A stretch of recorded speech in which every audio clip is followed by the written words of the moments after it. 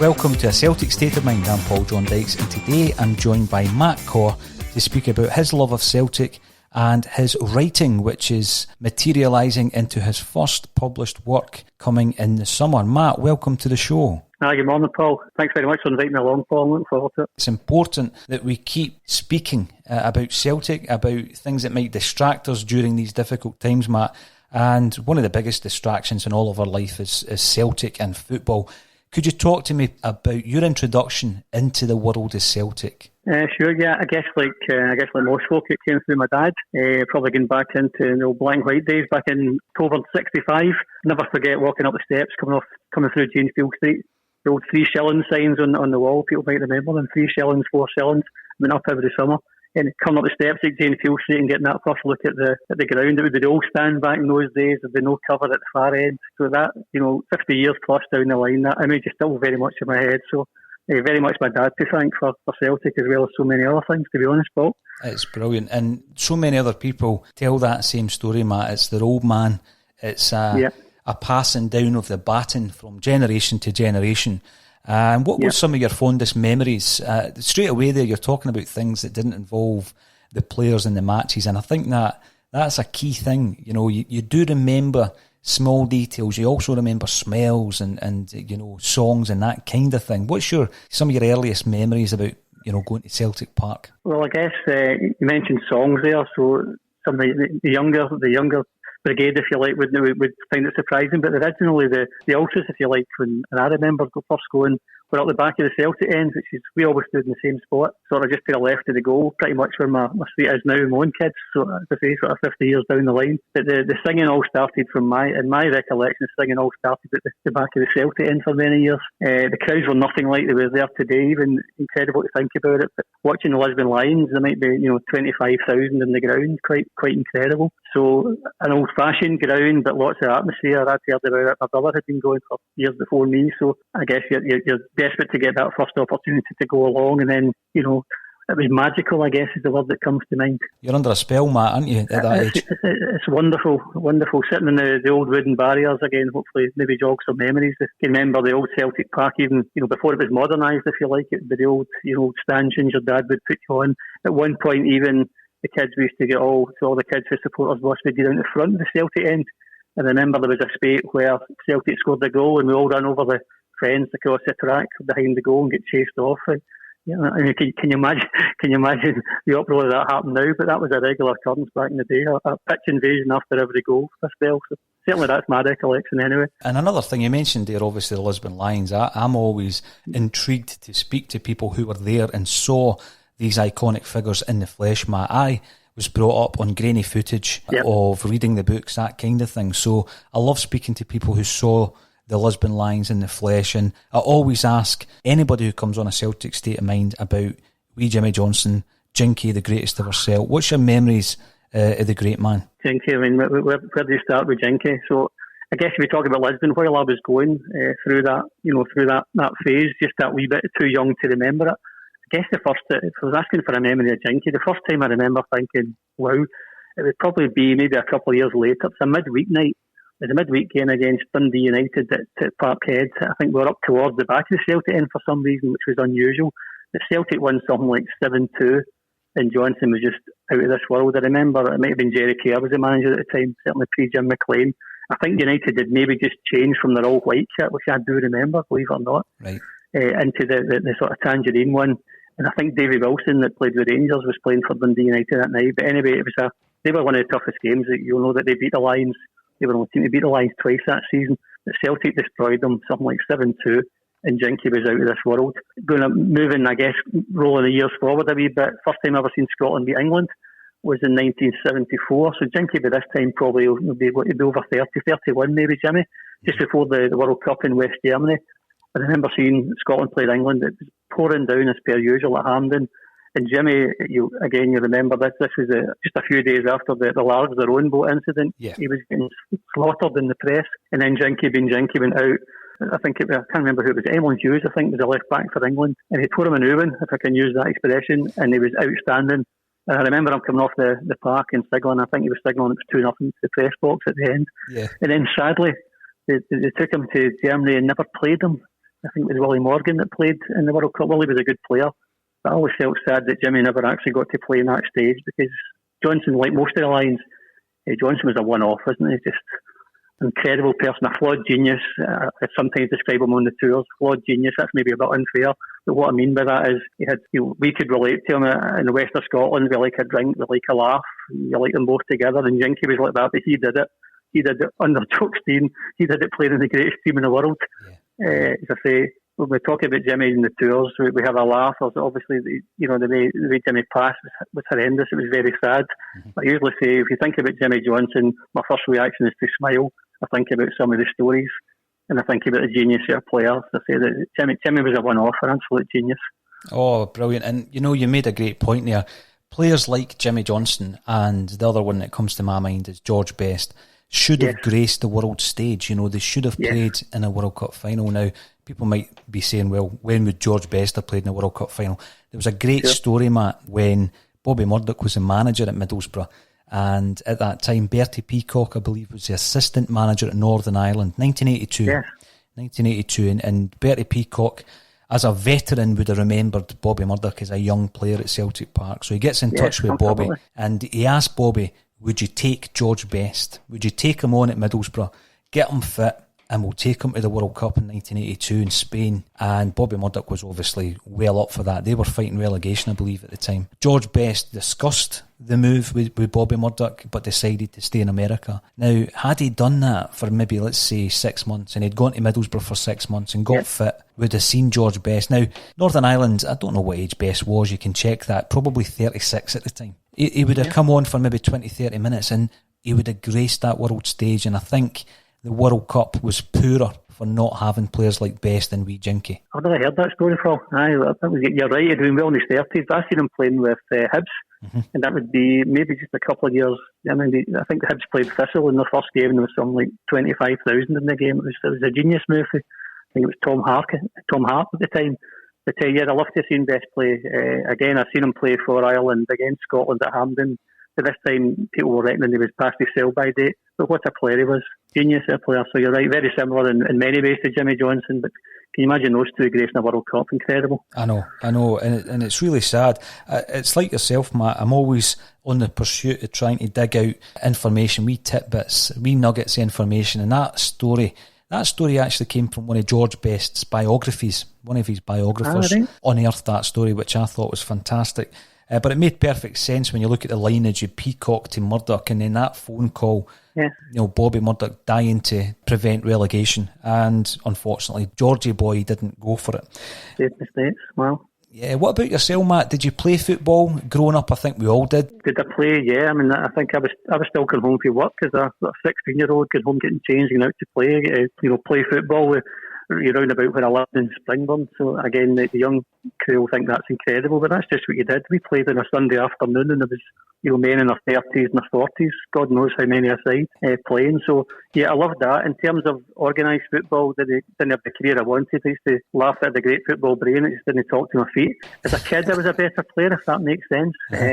Played for the school team. I went to school initially in St Aloysius in Springburn with Stevie Chalmers' sons, believe it or not, and then to St Stephen's in Sighthill. So organised school team there when I was sort of 11, 12. I think me and my pal at the time, we must have been the world's smallest centre-half combination, but we played there for a couple of seasons, enjoyed it. And then when we moved up to the senior school, St Roch's in Gamgad, I think I stayed the same size for the next 4 years, while everybody else became 6-footers. So school team became difficult to get into. So I played for the season at St Roch's Boys Guild, talking now about 1975, I'd be about 14. So again, following the great McGrory, went to St Roch's in Gamgad, played for the same team, played there for about a year. That was the only time we played on a Saturday afternoon, so that was a sacrifice. Played, as I say, for about a year there. And then I was missing the games, so I ended up getting back. But my sons and my daughter are all good players, and brother's a great player. But I love the game. But once I moved to the full size park, and I was a half size player, that didn't quite work out, sadly. Still enjoy playing now. Still enjoy playing in my 50s, if you like, in the 5-a-sides and whatever. But didn't reach any great heights, sadly. Brilliant. You mentioned St Roch's, and obviously the great James McGrory, who started his career off at St Roch's, and I've been speaking to them regularly over the last few months, and there is a there is a plan to have a centenary match once the world gets back to normal. And St Roch's will be playing a Jimmy Johnstone select, and the select will be players who used to play for Celtic, players who used to play for Jimmy Johnstone Academy, some others who might have played for the Rock and are getting on a bit, and they'll turn out for the Jimmy Johnstone select. And I'm looking forward to that. St Roch's have got this link, this undeniable link with Celtic, and I think Celtic-minded people automatically have a fondness for St Roch's. Is that the same with yourself, Matt? Yeah, very much so. I remember seeing one of St Roch's at the Celtic in Springmore. I remember seeing Dom Sullivan playing for St Roch's. This would be probably late 60s. I think just before he went to Clyde. It must have been a cup tie because the game was at Petershill Park, so a neutral venue. And the opposition, strangely enough, was Larkhall Thistle. The Candy playing in all green, and I don't know how I knew, but I knew of Sullivan before the game. Mm-hmm. And the Candy won 2-1. So yeah, and some of the folk obviously I'm contacting the foundation and at Celtic Park. St Roch is very in Twitter.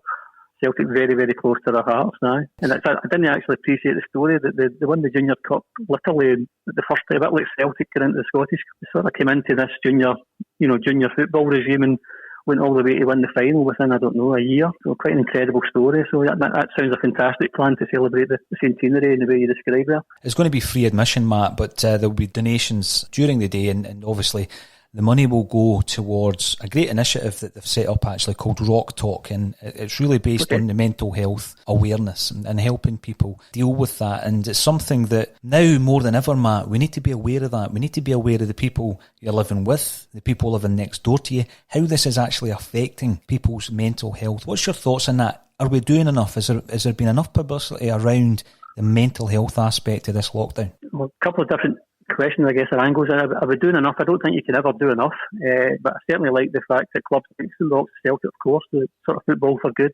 I love the fact that, we were talking about Celtic in the history again. If I throw it back to the tours, one of the early parts of the tour will be talking about the history, and I love the fact that I love the reasons behind why Celtic were founded. Mm-hmm. If that makes sense, that it was actually founded for the right reasons to try and help folk that were struggling otherwise. What I can gather in terms of St Roch's, I know they were doing a lot of work with the Invisibles and the homeless group. I love the fact that they're using football in the right way. And I put Celtic in there, I put St Roch's and some other clubs. Some of the things you're seeing on Twitter just now sort of restore your faith in human nature. Can we do more? I think you can always do more. Mental health, I think, in the last few years, I think folk are far more aware of that. I guess growing up as a kid, it's not a phrase you mentioned. People were obviously struggling from these same illnesses at that time, but just for whatever reason, it was just something that wasn't in the public eye. So now the fact that people are talking about it, that people are coming out, that can only be a good thing. Can we do more? Always. Mm-hmm. Absolutely. The discussion about your upbringing and you playing football, what I'm always intrigued about, Matt, is you often get these stories that this player should have made it, that player should have made it. Some of them did, in actual fact. Who was the finest player you shared a football park with? Oh, finest player. Oh, you're going to love this one, Paul. So talking about players that made it. So playing at St Roch's in the Garngad. So this is, I say, 1975 in the second season there. Playing up at Glenconner, the old Black Ash Park. Some of the folk in the north might remember that. You'd black round your ankles for about 6 months afterwards. But they introduced a young centre forward from the team 2 years below us, and that was a certain Maurice Johnson, who came on and he was.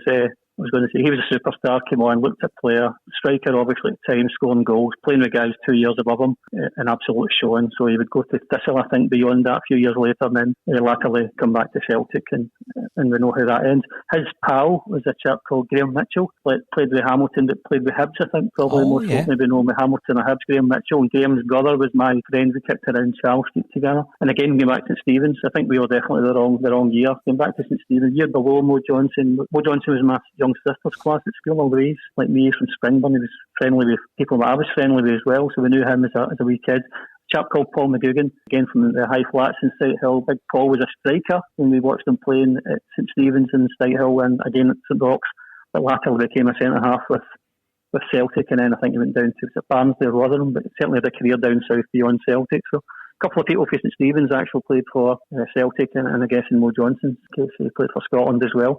actually bumped into Paul McGugan for a pint one night. Paul's a Briggs guy, not far from where I live. And somebody mentioned we were in and they came over to say hello, lovely big guy, talking about the old days and St Stephen's. So I guess their claims to fame are the sort of the players who followed us rather than anybody in my year, sadly. No, it's always interesting, and wee Mo's name keeps popping up on this podcast, Matt, and there's nothing we can do about that. There's nothing we can do about that. He's part of our history, whether we like it or not. Absolutely. But he was signed by Bertie Auld for Partick Thistle. Bertie Auld signed him for Partick Thistle. I didn't know that. Yeah, Bertie, and he still talks about that to this day. I didn't know that. Yeah, and obviously it turned out to be a great signing for the Jags. But we've all got our opinions. That's what these discussions are based on, Matt. I'm always interested to hear what Celtic supporters' finest Celtic team is, based on the players that they saw in the flesh. And your knowledge obviously spans back a decade or so longer than myself. So let's talk through your greatest Celtic 11 and why you've picked each of the players. I should be able to say this pretty much off the heart because we've done this sort of exercise a few times. I tend to limit mine to watch them, I guess, in a pre-season as an adult, which sort of rules a lot of the lines out. Is that okay if I sort of absolutely follow that kind of thing? So the guy, in terms of who do you appreciate as a player, if you speak about with, I guess, some authority. So goalkeepers, strange one for Celtic. I think all Celtic's best. This might be controversial. For me, the best Celtic. My first hero was Ronnie Simpson. First football kit I had, first Celtic kit I had was Ronnie Simpson. That all green, basically jersey worn in Lisbon. Used to dive around Springburn, catching the ball off the ball in the bed and driving my parents nuts. But Ronnie was my first hero. But I struggled beyond that. After a brief period when with Ali Hunter, when we signed him for Kilmarnock. The best goalkeepers in my Celtic lifetime have all been recent, and that would be Arthur Boric, Craig Gordon. But number one for me is Fraser Forster. Best Celtic goalkeeper I've ever seen. Fraser Forster, without a doubt. And it would be fantastic. It'd be great if we could get him on a permanent deal as well, Matt, after all this dies down. He's been Neil Lennon's best signing. Yeah, that's a great shout. I guess the dilemma you've got is the better Fraser plays for us, the more the interest levels are raised down south. So it's a sort of catch-22. But absolutely, if we were making one signing in January, that would have been the one for me. It would have been Big Fraser. In defence, I'm going to go controversial. I'd go with three at the back, and that's so I can squeeze in some of the fantastic attacking players. So no tactical genius there. Danny McGrain, indestructible, incredible player, world class player with Celtic, gave Celtic everything. I love Danny. Danny McGrain, centre on the back three, if you like, like Virgil. Class act. The minute he came in, you could tell, here's a player would have paid $2 million, $2.5 million for him. Now one of the richest, the most expensive defenders in the world. And at left back, Kieran Tierney again. Absolute tremendous player. Broken hearted when Kieran moved. What a fabulous left back. That was the my three at the back. Midfield, Nakamura, genius. Japanese boy, absolute wonderful player. Grace, technique to die for. I'd love him to stay longer. Always felt like he could have played at a far higher level, but the minute we've seen him, I think it was in D United. His debut was against in United at Parkhead. I remember him taking one free kick where all logic suggested it would go in one corner, and he took this kick and it ended up flying like inches past the following. Genius of a player. Kids still wind me up that I used to celebrate watching the game in the telly, an away game. I'd celebrate his touches or his passes like goals. Genius of a player. Next to Naka. So I'll go the other side. That's probably the one where I'm always a wee bit 50-50. Paulo Di Canio, can part the politics for a second. What a genius of a player. Di Canio and the other player that I've sort of bracketed with Paulo would be John Collins. Again, just a magical left foot. Wonderful, wonderful player. And then in the middle here, I've got Paul McStay, the maestro, another tremendous, tremendous Celt. Just a pity Paul had that injury just before, Alexa Henrik. And we sort of took off again, if you like, for the next phase. Paul McStay, wonderful player, vision, strength, touch, and he could score goals. And next to him is Lugo, the old gift of God, again another player. Where had he been for the previous decade? The minute he arrived, you're thinking, this man is incredible. We still don't know if he was a right foot player or a left foot player. And some of the goals and touches, just fabulous to watch. So Naka, Paul McStay, Lugo, and we'll go with Paulo Di Canio as a midfield four. Behind the strikers, Kenny Dalglish. I spent a lot of time breaking my heart at players leaving Celtic, so like Kieran Kenny, I would be 16 when Kenny left. And Kenny left to join Liverpool. What a talent he was. People say he became a player at Liverpool. Absolute nonsense. Kenny Dalglish is an absolute superstar up here. I remember seeing him playing in the late 60s. I think he was originally lined up successor to Bobby Murdoch. He played at right half, certainly anyway. This day Celtic wore that green top I mentioned that Ronnie wore earlier. He played Wraith Rovers at Parkhead. I think it was 7-1. And then the thing you remember, daft things you remember in the Saturday night papers, your Pink Times and your Green Citizen, was the fact that Kenny's name was spelt with it, his surname was spelt with an E. Yeah. Like Adam Dalglish, Kenny Dalglish. So that was Kenny. And up front for me, Dixie and Kenny were a wonderful strike force in the sort of early 70s. But for me, Larsson and Sutton together, the salt and vinegar, Larsson and Sutton were just a deadly combination that could mix it with. They were the best. Again, they were players at the top of their game. I don't think when we were even watching Martin O'Neill's teams, probably truly appreciated just how we probably underachieved in Europe. Mm-hmm. This team is a team full of stars, strength, personalities, powerful guys, skillful guys, probably the best. Sorry, take away probably the best Celtic team I've watched as an adult. Martin O'Neill's team of sort of 2002 to 2004. Wonderful team. What an so that would be my, obviously subjective, but that team would take some beating from me, Paul. It would. What I always find interesting with these selections, Matt, is that most Celtic fans go for three at the back because they just want to get into the flair players, you know what I mean? Yeah, absolutely. They want to get into the flair players. Now, you mentioned Di Canio there. Di Canio, controversial due to the politics that actually he has displayed his political views throughout his football career as a young player with Lazio and then throughout. It's unfortunate, I think, that he has sullied his time at Celtic with his political views, and he'll never be really welcome back into the fold, will he? Well, we talk about Celtic being a broad church, so there's, there is that line that you're ought to clause. But yeah, I think the vast majority of people, certainly in my social circles, would tend to have those same, I don't know how would you say it, the same values, same approach to life. Looking after folk, doing the right thing. So I'm not sure some of those views are consistent with that. But I'm trying desperately to stick to the football here. When the guy was on the park, he lit up the park. That's my recollection at the time. When Di Canio came, it was a big deal signing from Tommy, £1 million, I think, from AC Milan. Aye, yeah. At that time we signed Andy Tom. I think we were signing players that, I guess the gap financially, it's a different world from today. Di Canio for me was a top class Italian, probably the only, if I'm right in saying, maybe the only top class Italian player that came directly to play for Celtic at his peak. And I just thought, just for a brief spell he was here, and I guess a season, just felt he lit up. Do you remember the goal he scored at Pittodrie with the golden boot goal? I know. Where he took that touch, flicked it over the goalkeeper and tapped it in as if he was playing five-a-side. So everything these about are the things. He's a magical player. John, as I said, bracketed with Paolo with John Collins. And, John Collins, another guy, like Paul, he played all the way through that sort of 90 to 95 period where we struggled to win anything at all. Maybe a lack of investment in the team, trying very hard to be tactful here. And these guys stuck it. And, I have a lot of respect for Paul. Paul McStay and John Collins probably played with anybody at that time. They played with us. They played with one of our weaker teams in my lifetime. I think, again, that's been tactful. So I've got a lot of time for these guys. Collins is a wonderful player. Again, the goal he scored at Ibrox when the day we were locked out, with the sort of predator moment. And yes. He didn't do it once. Collins done that. Actually showing. I remember seeing him playing for Hibs against Celtic, probably the season before we bought him. I think the game finished 1-1. And he was the best player in the park. Just genius player. He scored that day, didn't he? Yeah, he scored that day. So I couldn't have told you that. I think the game finished 1-1, Paul. 1-1. Talking about the same game, but it was an absolute. Those days, these were the days of Scott Sport and Sports Scene. I remember you'd record it and you'd watch it back. Your VHS. And Collins just driving through the mud. You just thought we need to sign him, and I think actually we signed him within a few months of that. I need to go back and check, but he was a wonderful player. He was. I've probably missed one or two. You can only. I've changed the formation to squeeze 11 in. There's some other wonderful players. Who would manage that team? I love Martin O'Neill, but for me, one manager of Celtic stands out above the rest. Big Jock, Steve. They would be unbeatable, that team. Oh, I know. And again, I'm just jealous that you were there. You saw it. You saw the man in action. I'm just relying on other people's recollections and some old video footage. So Jock's team would be leading that team. Matt, sometimes we get, you become fond of other players and you look at them, you think they play the Celtic way or they might have shown Celtic tendencies, they might be Celtic minded. Was there ever a player that you really fancied and you were disappointed that he never ended up in the hoop? Again, going back, as a kid, a guy I liked, so we'd go to the match, our routine, we'd go to the match, you'd watch it, and then you'd come back home, get changed and go out and play the game later on. And one sticks in mind, I'm going back again to late 60s, Pat Stanton.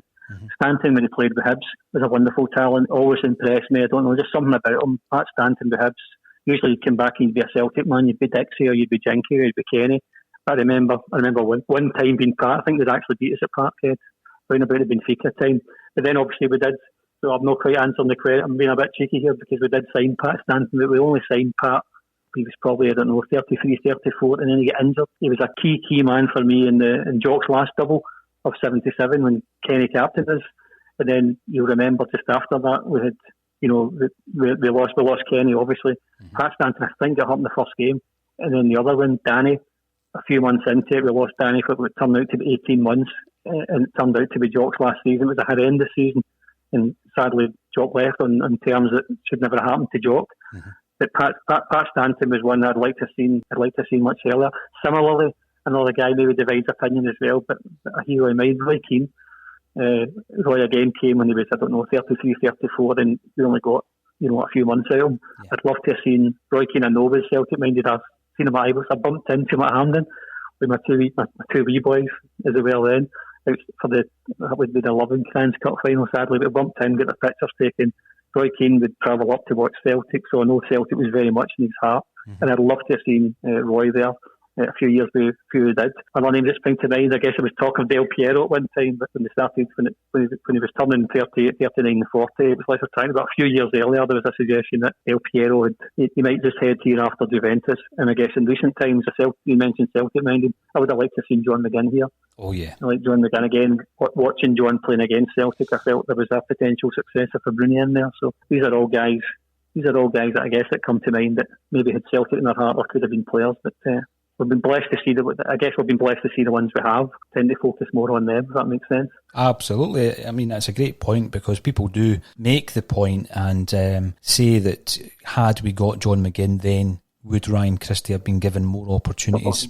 So yeah, so we're happy with Ryan. Absolutely. Matt, I'm a big fan of Celtic kits, and in particular match worn kits. I've been writing a book on that for the last 5 years, and it should see the light of day. And I've obviously got a wee bit more time to work on any of the finishing touches at the moment. What jerseys would your greatest Celtic team wear home and away? What would be your favourite jerseys for this side that you've put together? God, how long have you got, Paul? Celtic jerseys, okay. So home classics. I guess favourite home jersey would be between two. I'll be cheeky again. Between two, the V-neck one in 1980. So that's probably the first Celtic I bought as an adult. 1980 for the cup final, the George McCluskey Cup final. I loved that. They'd moved away from the sort of V-insert. And I'd always said, wouldn't that kit be great to wear a straight V-neck? And I don't think we knew it was coming out. My recollection was turned up for a game and Celtic were wearing it. It might even have been Rangers. Mm-hmm. Might have been Don Sullivan's debut. But anyway, I love that kit. And the other one that's just classic.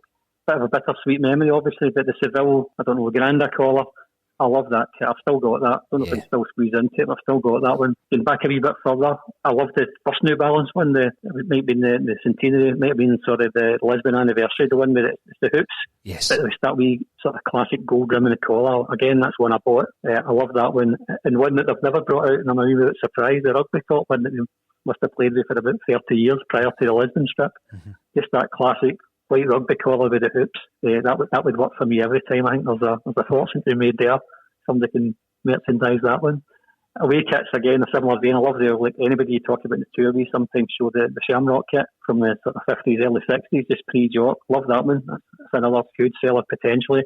More modern times, first black Nike, the old black Nike kit with just that wee green trim. I thought I love black Celtic away kits, all black but with a wee touch of green, because it's always Celtic, and if we can get a wee hoop of some shape or form in there, better still. And again, probably the last away top I bought, the two-tone hoop one. I also associate it with Scottish Sinclair, the two-tone dark green, light green hoops one, again probably around about 2017 or thereabouts. And the Paisley, the lime green jersey we wore at Paisley, I used to wear that 5-a-side, and I'm gutted that I can't find it.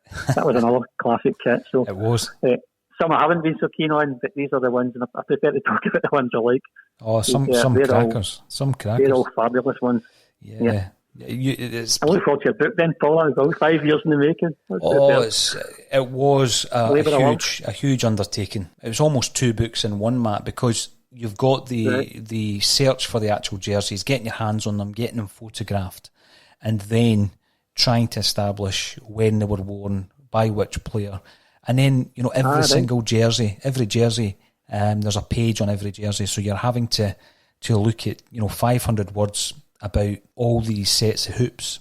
Sometimes when it's just a very small change, a very small design quirk. So it's been a labour of love, but it will come out and it'll sit nicely on your coffee table. It'll be one of the books, you know. I look forward to that, pal. Absolutely. But some cracking jerseys there. Player association, you mentioned that black Nike one. I think of Nakamura, who made it into your greatest team. I just think of Nakamura wearing that all black strip. That was a stunning jersey. Nike brought out. Aye, the Bill Henrik for me, I guess. Aye, and the two-tone one, Scotty Sinclair, absolutely. Paisley lime green, Danny at Paisley, that overhead kick that starts off that.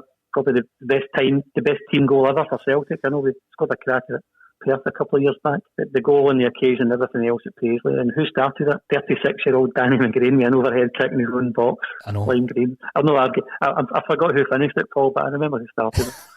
Yeah, Brian McClare laid it on. We'll leave it at that.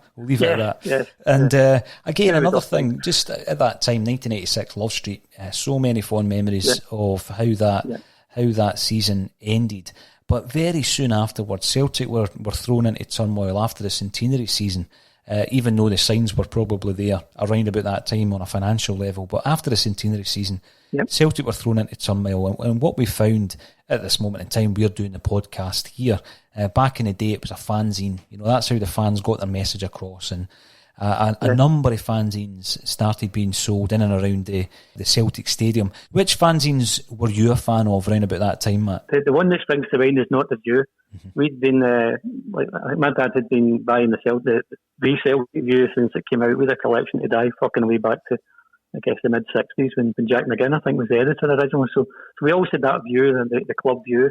And then, of course, you have this new kid in it lock, then Not the View. So for me, I don't know, it was fresh, it was exciting, it was funny.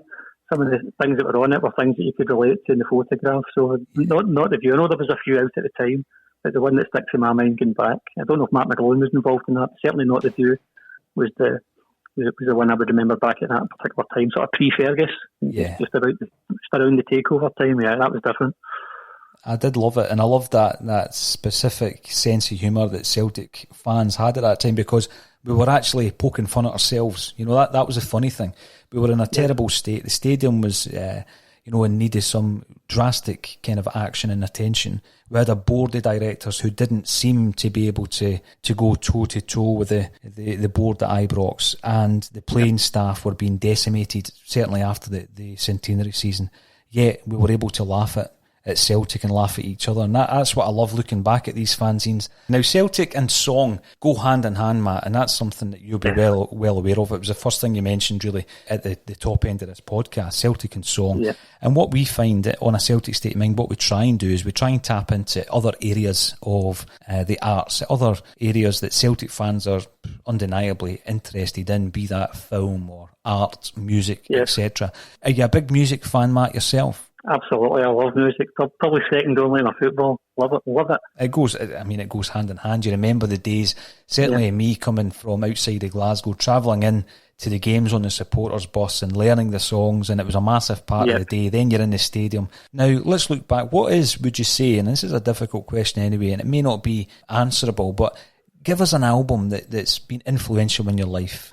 An album that's been influential in my life would be Dark Side of the Moon. Dark Side of the Moon would come out, I'd still be at St Roch's, maybe second or third year, and we went from, let's say in first year we had a teacher, God rest her, Mrs McDonald, who would be giving us on the piano, we'd be getting the Bonnie Dundee and Kelly Cranky, and then the next year we got this cool guy, Sammy Gates, and he would come on, he would play records and the lyrics, so he'd do things like the Beatles.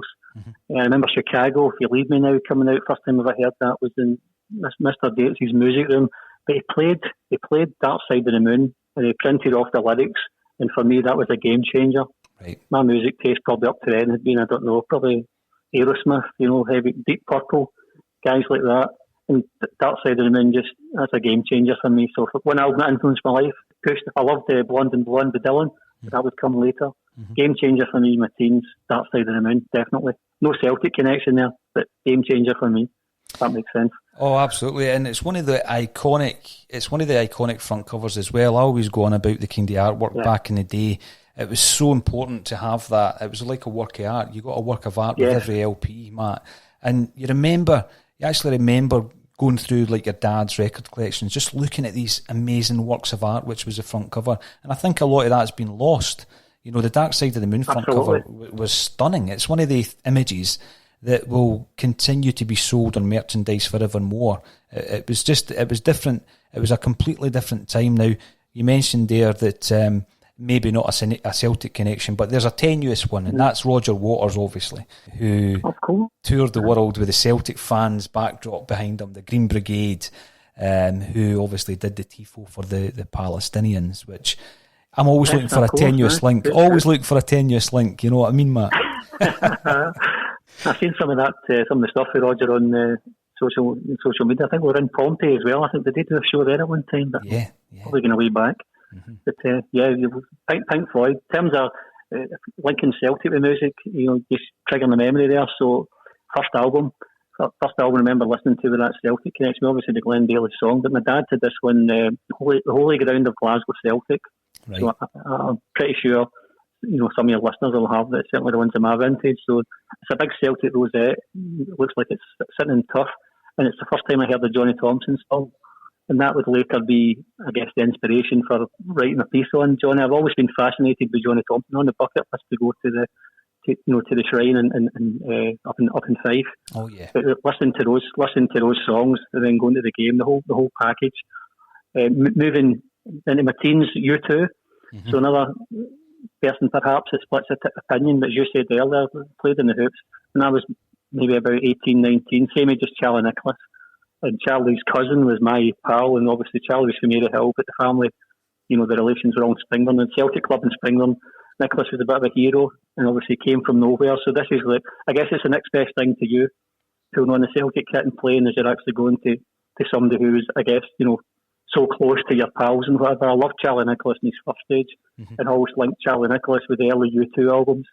Charlie Nicholas, maybe Rolling McStay, Danny Craney, all about that time. I'm a huge U2 fan, and it probably stems back. So there's another, I guess, maybe tenuous connection. Other guys I like, I don't know, Springsteen, Radiohead, John Martin, Blue Nile, Bowie. If I thought long enough about it, I would come up with a connection, I guess. But music and football, what a powerful combination. Love it. Absolutely. I mean, Charlie looked a bit like Bono, and he used to wear leather trousers. So I mean, he was halfway there. First band I ever saw live was U2 at Celtic Park in 1993. So I mean, I did love them up to a point. That. Oh, I mean, Acting Baby, even Acting Baby, for me is my favourite U2 album. Yeah, I just thought that was a stunning album, one that I go back to time and time again. And it was so diverse. You had, you did have a dance influence creeping into that. They were listening to Happy Mondays and the Stone Roses when they were in the studio making the album. Is that right? Yes, that's something that's come out, and Manny actually has picked out a few elements of songs that he believes have ripped off the Roses, but that's fair enough. So that was a U2 connection, just to sort of got me going. You probably regret that now. It was the first time we qualified for the Champions League back in 2001. Mm-hmm. So I was working just around the corner for the exhibition centre at the time. I think I was out for a walk at lunchtime, and they announced that they're selling U2 tickets, so literally quick diversion. And while we were queuing for the U2 gig, the Champions League draw was being made. So, and I think just about everybody in the queue must have been a Celtic fan, because it was Juventus, Porto, Rosenborg. So by the time we came out of the queue with the tickets, obviously we knew, because that was really exciting after years of sort of being, outside looking in. All of a sudden we were at a big table, weren't we, with that first group, that powerful group that was. And actually at the show itself, we went along. I remember at the end, it was Neil Lennon, Steve Guppy, one or two other Celtic players were on. Neil was a player at the time, obviously. They all heading out, so I think there was a lot of love for you two in the Celtic dressing room, certainly at that time anyway.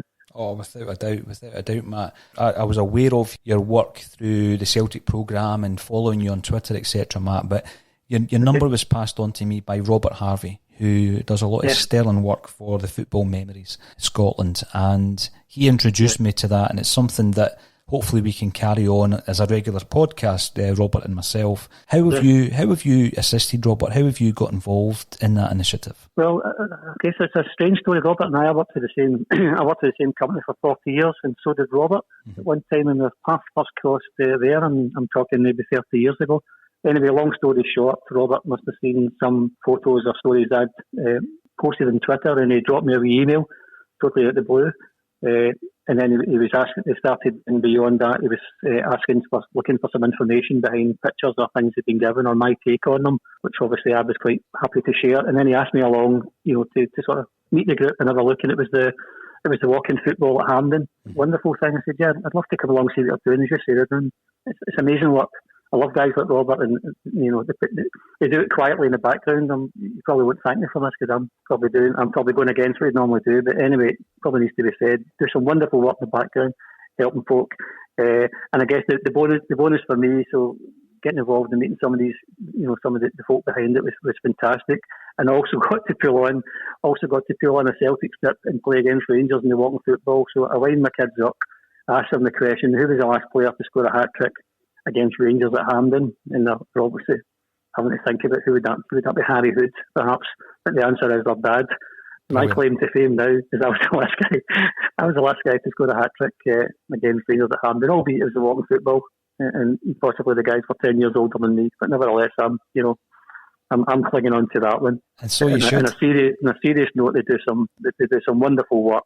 Talked about the football memories group. Mainly my role up to now has been providing some information or some feedback or additional context on the pictures. And it's something that I guess it's something that's close to my heart. Love to do more of it. I say Robert is in there day in, day out doing this thing. It's quite wonderful to see. Lovely guy. It is. And I think through speaking to Robert and obviously the way that everything has developed over the last few weeks, Matt, it certainly is important to ensure that the message is continuing, even though they're unable to meet up with the people who would normally go to the groups. The self-isolation part of this whole coronavirus, Matt, is going to be so difficult for so many. And I think that by doing even a regular weekly podcast with Robert, we can still get into the homes of some people who may require a wee bit of assistance. Robert has got some great methods that not only work with dementia patients, but also work with people who are isolated, feeling lonely, depressed, and all of these things. So hopefully we can keep that up over the weeks and months ahead, Matt. Well, that's fantastic. If I can help even in the background, then Paul, I'm more than happy to do so. I'll just leave that thought with you. Fantastic. Now, that takes us on to yourself and how your love of Celtic has developed. And you are now a tour guide using the knowledge and experience that you've built up over your Celtic support in life and imparting that knowledge to people from all over the world who walk through the Celtic Park doors. And obviously you are writing about your passion. You're writing about Celtic on a regular basis, and that's resulted in the publication of your first book. Tell us all about your Celtic tours and your passion for the club's history. Yeah, well, I guess the tours thing sort of came a bit by accident. I'd retired. I decided to take early retirement just to get involved with doing some writing, and I guess with this loose, I'd like to do something Celtic related. My son seen the advert for tour guides, sent me the link. I hadn't long retired, thought maybe it's too soon, but anyway, long story short, I sent in a submission, sent in a CV, covering letter, got an interview, which was more a chat about Celtic and, the history, much like this. How did you come, what's your experience? Talk to me about your passion for Celtic, and I got offered the job. It doesn't feel like a job, it's wonderful. You're meeting some incredible characters. The best part of the job perhaps is when you're meeting folk you're maybe talking about the Coronation Cup, occasionally even something like the Empire Exhibition, and you have people in the room who are there or can share a story or an anecdote about it, people who are actually living history. So that one element I love about it is you actually learn a lot more. You learn from folks who are there. You learn from the other guides. It's wonderful stuff. Best part probably of it is you're making people smile. So you might come in at maybe a Monday, maybe things going on in their life, whatever, I don't know. Just for that wee hour, we're sharing, you're just sharing that love. You're sharing these stories. You're sharing the laughs. You're talking about Jinky. You're talking, the sadness with John Thompson, the genius of Larson and McGrory. You're sharing that stuff and you're teasing it. There's folk nodding in the room.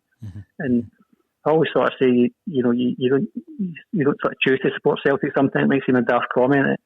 You either get Celtic or you don't. If you talk, I can usually sense in the room from talking about the history and about Walfrid and about how people came across because they were starving and how Celtic was formed. And you can look around the room, and if you've got folk at that point, you're going to have a wonderful hour. But making people happy, maybe folk who are coming to see Celtic Park for the last time, maybe suffering serious illness, and you're just you're adding something. You're giving them a memory. for all these reasons, I have to say it doesn't feel like work. It feels like an absolute privilege. I get a lot of pleasure out of it, and we get some nice feedback, and you get lots of smiles and and I learn things. So it's been a wonderful call. From that, obviously I started writing for the Celtic Star almost by accident. I did want to write. I think there was an advert at one time said, if anybody's interested in sharing a story, please get in touch. I pulled together a brief piece about first time we'd won the league at Easter Road as an adult when I was 16. That double winning season I mentioned earlier with Kenny and with Joe and with Danny. And then from there, a note back from David saying, please, enjoyed it, keep them coming. The article started getting a wee bit more detailed, then you get a wee bit more adventurous and a bit more confident, I guess. And then it got to a stage where I was thinking, the kids were saying some of these articles are probably too big for Twitter, Dad, or for the article. People just like a photo and some comments, and they can move through quickly. So the idea, we always wanted to do a book. Maybe now's the time, and that's where we are. So I've just completed the first book, which will be the first of a trilogy, hopefully. And certainly that's the plan. Each of the seasons in the treble season, the treble period, are the focus. We're now just in the final stages of making the final proofing changes, and hopefully that'll be good to go over the next couple of months. Notwithstanding the current situation, obviously we need to look and see what that means, because there's other priorities. But in terms of the work, the work has been done in terms of the writing work over the last year or so to try and do something just a wee bit different, more of a fan's perspective, I guess, on that season. Yeah. And try to bring in some of the memories, like some of the things we spoke about here, and hoping that what that does is it resonates with the people who are reading it, the people that are buying the book, the people who have been following Celtic, in that same time, and also hopefully leaving a bit of a legacy for further down the line, that get these memories out of your head and get them down onto paper and onto print. That's always been something I've been keen to do, but wasn't in a position to do so until such time as I gave up full-time work. So a long answer to a short question, and apologies, and that's sort of how we got here. No, it's all. And what we'll do, certainly, Matt, is once that book comes out and we will get to the other end of this period of uncertainty, then what I would love to do is get you down to Cartham Park, and we'll set up a wee interview down there talking about your book once it's ready to come out or once it's just been released, and we'll do all that again face to face once we're allowed to do that and meet up and be a wee bit more sociable that way. That'd be fantastic, Paul. No, I would love that. We'd be doing that right now if it wasn't for the issues that everybody's facing. But let me tell you, Matt, I've really enjoyed having a wee chat with you this morning. It's been fantastic. Thank you so much for coming on and sharing your Celtic experiences. An absolute pleasure, Paul. Loved it. Thanks very much for that. Brilliant. Take care of yourself now. Thank you. And yourself, sir. Take care.